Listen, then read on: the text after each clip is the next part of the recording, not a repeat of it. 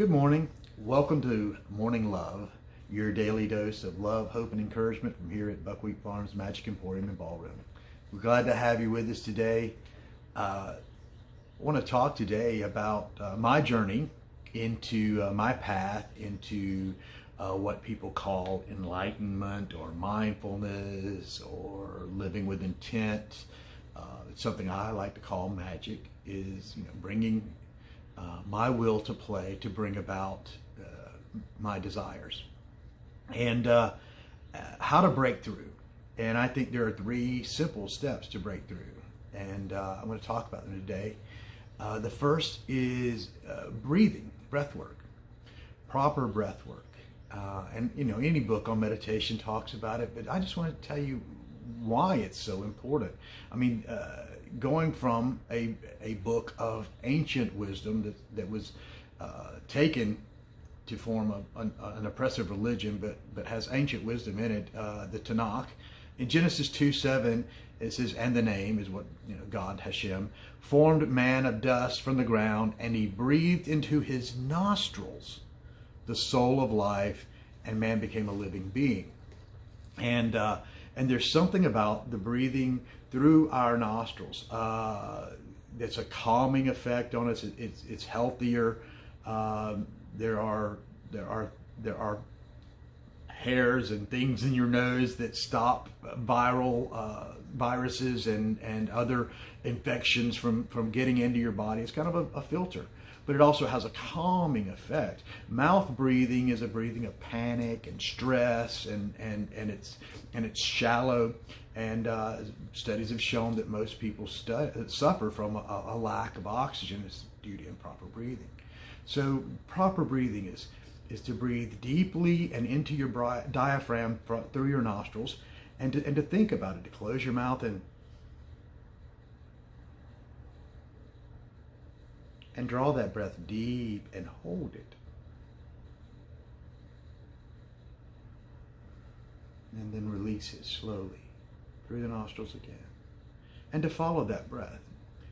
And see, I think that's the first step, because when you begin to watch your breathing and to control your breathing, it's kind of interesting now. I can go, like I said, like 6 breaths in 5 minutes, during a meditative state. And breathing, I put before meditation, because breathing leads into meditation. I believe too often people try to get into meditation and try to start this thing, and of course the monkey mind rears up and they have problems with it, and the breathing exercise is the easiest way to calm the monkey mind.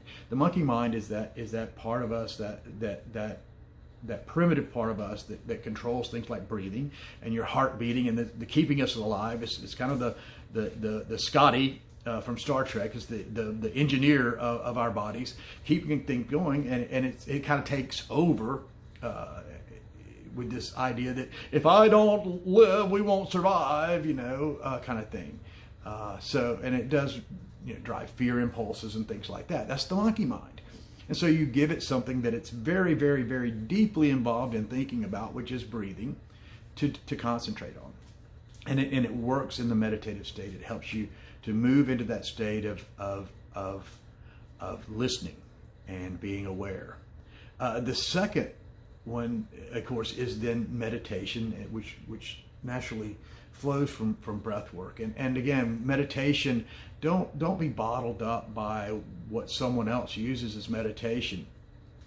When I began meditating, I began the traditional meditative practice, and with the breath work, and I meditated guided meditations, tantric meditations, different methods, and until I found what worked for me. And what works for me is to oftentimes my meditation time is in the tarot, because reading and moving into my third step, which is journaling, are what helps open up my mind. It's just the way my pathways work. We're all different, see, and that's the problem. We try to seek a one-size-fits-all solution to our problems, but it's not. It's within us, and that's why the answer, again, is not living outside in, it's living inside out, as I've said in other content. But I want to go to my third here and wind this up, because I try to keep these brief in the morning. It's journaling. oh, I can't journal, I can't write, I can't, type it, whatever. But I want to tell you, it's just to write down whatever comes up during that time, to somehow record it so that you can look back on it. Because it's interesting, when I first began journaling, which was only April 1st of 2019, April Fool's Day, I took, if you've been watching my content, you see I took the full step on Fool's Day. And I've been meditating, here it is. First meditation exercise. This was journaling. I've been meditating now for, as I said, 2 months. First meditation exercise, 20 minutes. I have been meditating for 2 months, but this was the first without music or audio guidance. Concentration was good. I came out of meditation with a sense of awe, looking forward to tomorrow's meditation time. And that's where just something simple like that, expressing what I felt during that time. And that's expanded, and now I may write 2 or 3 pages in my journal of what's, what I'm experiencing and what's going on in my mind.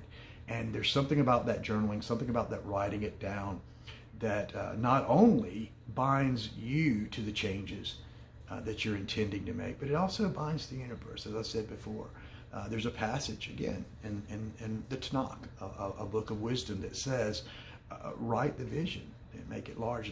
And it says that you'll bring messengers. Your messengers of energy will go out and bring it to pass. There's something about writing it in a journal. There's something about writing it down that moves the needle. Namaste.